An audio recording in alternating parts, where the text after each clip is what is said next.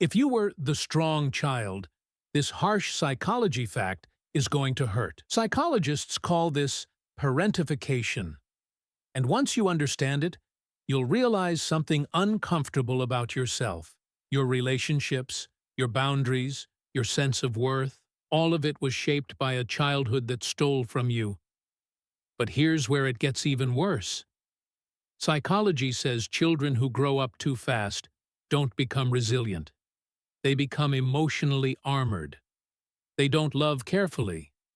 They survive carefully. And this next part explains why you feel empty even when your life looks fine. This happens because your brain was trained in chaos, not safety. You weren't raised, you were conditioned. As a kid, you had to think like an adult when you were supposed to be a child. You learned responsibility before you learned trust.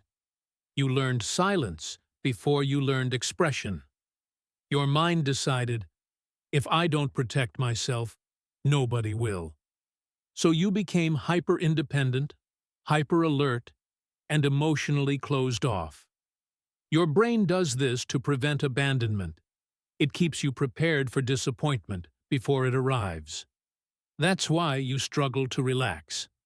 That's why you hate feeling vulnerable. That's why you push people away the moment they get too close. Your mind thinks this keeps you safe. But the reality is, it keeps you trapped in isolation.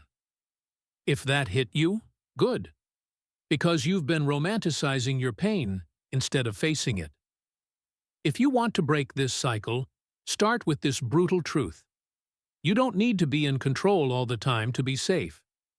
Here's the mental trick that actually works.